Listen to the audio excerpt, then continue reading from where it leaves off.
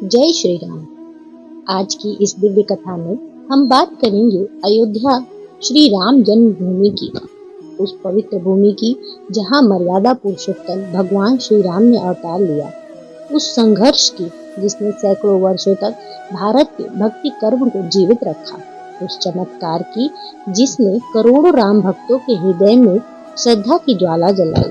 आइए आज के इस दिव्य प्रवचन में हम जानेंगे अयोध्या क्यों विशेष है, राम जन्मभूमि का इतिहास क्या है, मंदिर निर्माण का चमत्कारिक योग, राम राज्य का संदेश और भक्तों के जीवन में होने वाली आध्यात्मिक और सच्चा परिवर्तन। तो आंखें बंद कीजिए, राम नाम का स्मरण कीजिए और चलिए प्रवेश करते हैं मंगलमय अयोध्या धाम में। जय श्री राम। भक्तों, उत्तर प्रदेश के सरयू तट पर स्थित अयोध्या सिर्फ एक शहर नहीं, यह सनातन संस्कृति का हृदय है। पुराणों में इसे अष्टनगरियों में सर्वोत्तम कहा गया है। अयोध्या नगरी रमणीय देवों द्वारा बसाई हुई है, जहाँ जन्मे श्री रामचंद्र वहीं धरती हुई पावन। अयोध्या है देवताओं द्वारा रचा गया नगर, 7 मोक्षदायिनी पुरियों में से एक, 10 दिशाओं में धर्म, करुणा और सत्य का प्रकाश करने वाली नगरी है। यहाँ की मिट्टी, यहाँ की हवा, यहाँ की धूल, सब में राम नाम की ऊर्जा बसती है। कहते हैं अयोध्या की भूमि पर एक बार भी खड़े हो जाएं तो जन्मों जन्मों के पाप कट जाते हैं। त्रेता युग में जब अधर्म बढ़ने लगा, राजाओं के अहंकार ने पृथ्वी को कांपा दिया, दैत्यों ने ऋषियों के यज्ञ भंग करना शुरू कर दिए, तब देवताओं ने प्रभु विष्णु से प्रार्थना की, प्रभु पृथ्वी का भार कम कीजिए, हमारी रक्षा कीजिए, हमारा उद्धार कीजिए।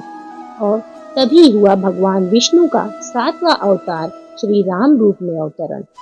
कैकेयी का वरदान, राजा दशरथ की तपस्या और अयोध्या का पुण्य, ये सारे ही हमारे उस क्षण, उस त्रेता युग के पुण्यों का फल था। जिस क्षण राम का जन्म हुआ, उस क्षण ब्रह्मांड में शांति फैल गई, चंद्रमा उजला हुआ, पुण्य वर्षा होने लगी, पक्षी मधुर गीत गाने लगे। उस रात को आज भी रामनवमी के रूप में मनाया जाता है। यह वह भूमि है जहाँ त्रेता युग में भगवान श्री राम का जन्म हुआ। वामन पुराण, Skanda Purana, Valmiki Ramayan all mention the birthplace exactly where today the grand temple stand। शताब्दियों तक यहाँ कई मंदिर बने और टूटे। मुगल काल, ब्रिटिश काल और आधुनिक काल, हर युग में संघर्ष बढ़ता ही गया। सन 1528 से 2019 लगभग 500 वर्षों का संघर्ष। जी हाँ, आपने सही सुना, लगभग 500 वर्षों का संघर्ष है यह। संतों का बलिदान, कार सेवकों का समर्पण, अदालतों की लड़ाई और करोड़ों लोगों की अटल आस्था का परिचय है ये।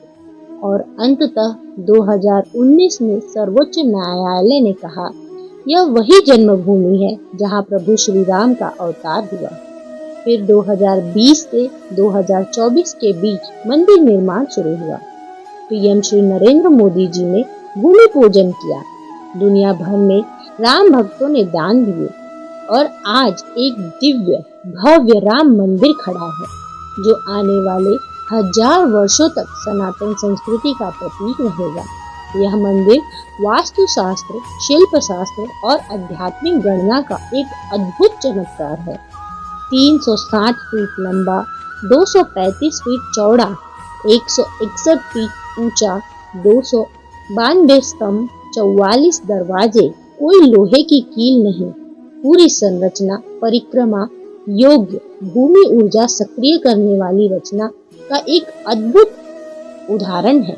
मंदिर के गर्भगृह में स्थापित है भगवान श्री राम लला, लगभग 8 वर्ष के बालक के स्वरूप में। जो कोई उनके दर्शन करता है उसे एक अनोखी शांति का अनुभव होता है। कई भक्त बताते हैं कि राम लला के दर्शन के बाद मन बिल्कुल हल्का हो जाता है, चिंता गायब और परिवार में शांति, व्यापार में प्रगति होती है।